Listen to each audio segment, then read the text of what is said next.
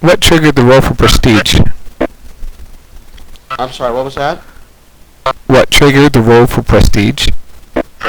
The regime change. That was the last thing that we did. It says roll for prestige. So if you do a regime change, you must roll for prestige.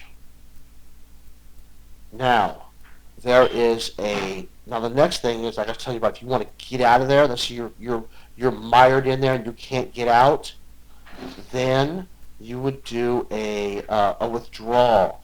Purpose for it is to remove troops from a regime change. Special, U.S. must be soft, and you have to use a 3-ops to do it. So you would have to be soft to be able to withdraw, and then you'd have to use 3-ops to do it. And what would happen is you would deploy any number of troops out of the target country, remove all aid markers. I would get to place a besieged regime marker, and then you'd also have to roll for prestige again.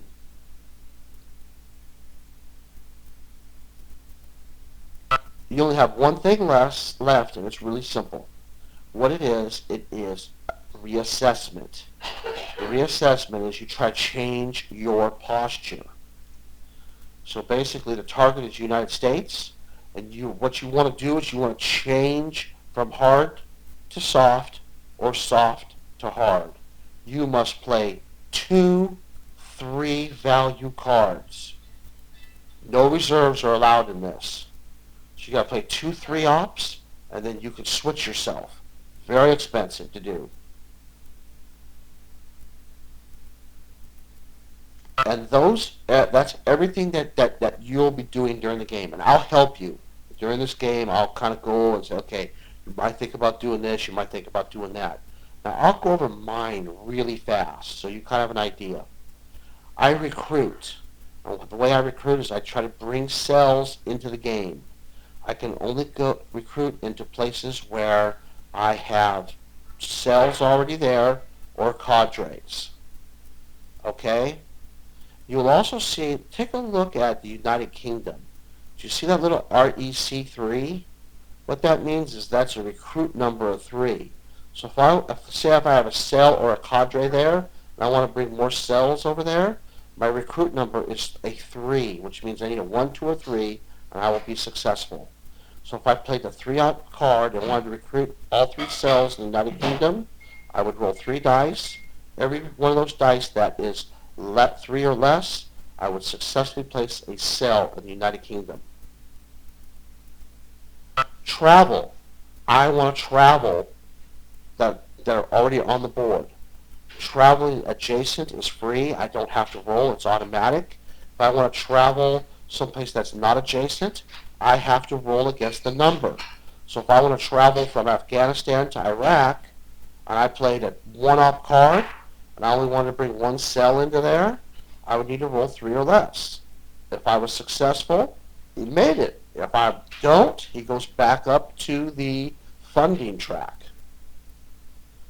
Plots. We kind of went over that already. I will go active with my cells, and I will roll against the number and try to put plots in a country. Plots are going to help me get my funding up. One quick question about traveling. You said it doesn't matter how far you go. It's the number on the fair, good, poor marker, right? Correct. So I could go from Afghanistan to Libya, and all I would have to do is roll a 1, 2, or 3, and it's successful. As long as I had a cell or a cadre there. Now, let's say I wanted to go to Syria, and let's say I had a cell or a cadre there. I would have to roll a 1 or a 2 to be successful.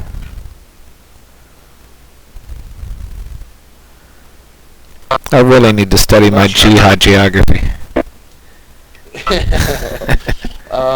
Now, one thing to keep in mind, how these nukes work. If I could get Pakistan to Islamist rule, I get their whole nuclear arsenal. And that's 3 nuclear plots that I would get. Now, the normal plots with numbers are reused over and over and over. Not the nuclear ones. They are one-time use only. So if you can successfully get rid of them, They don't hurt.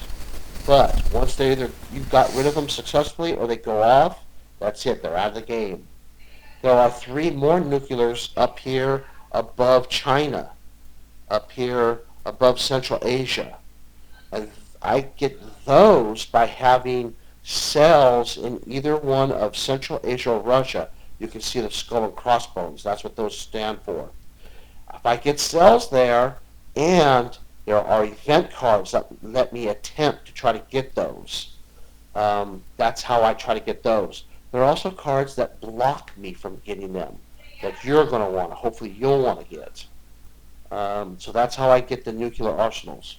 Now there's one more thing that I do that's kind of like your War of Ideas. I do a jihad. And basically what I'm doing is I'm trying to worsen the governance. Like you do War of Ideas to try to get it better, I do jihads to try to get them worse. And every successful turns it towards a poor government. Every unsuccessful, my cells have to go back to track.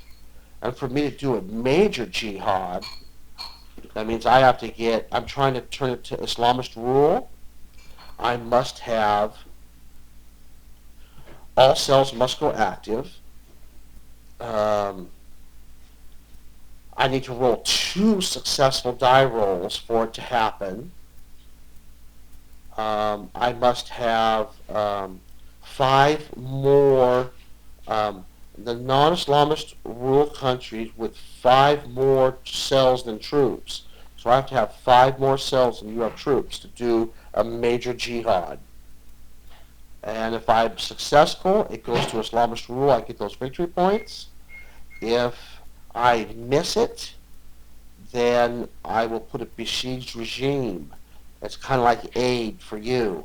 The next time I try, I only need 1 successful instead of 2. And that's pretty much it. Now, the only last thing I need to go over is how to win. The victory conditions. You'll notice down at the bottom track, there's a victory track there. And these are the ways that you win the game. So let me go ahead and go over your ways really quick to start with. First of all, you win an automatic victory is if you can get good resources up to 12. The instant you get 12 good resources, game over, you win. I need to get 6 resources, and 2 must be adjacent. So 2 countries must be adjacent to each other, and if I can get to 6, I automatically win. I'm at 1 right now to start the game. The other way that you win is if you can get 15 countries to good. If you can get 15 Muslim countries to fair or good, mainly it's fair, because if you get that many to good, you're going to automatically win by victory points. But mainly it's fair. Fair or good, you get to 15, that's an automatic victory for you. It's hard for you to do that. For me, if I can get 15 to poor and your prestige at 1, I win. It's a little tougher, not as hard. It's not real hard for me to get to 15, but to get you to 1 and have 15 is tough. The other way that you win is if I have no cells on the board. If I have 0 cells on the board, automatic victory for you.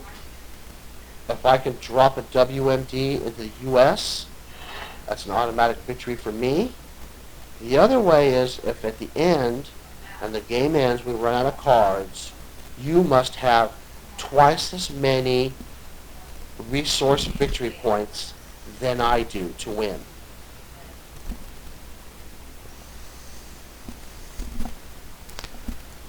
Sounds easy enough. Yeah, that's all. So what we want to do is the cards that you drew, they're the discard. We put them back into the deck. Okay, the deck's shuffled up. And what we want to do is we want to draw a hand of 9 cards.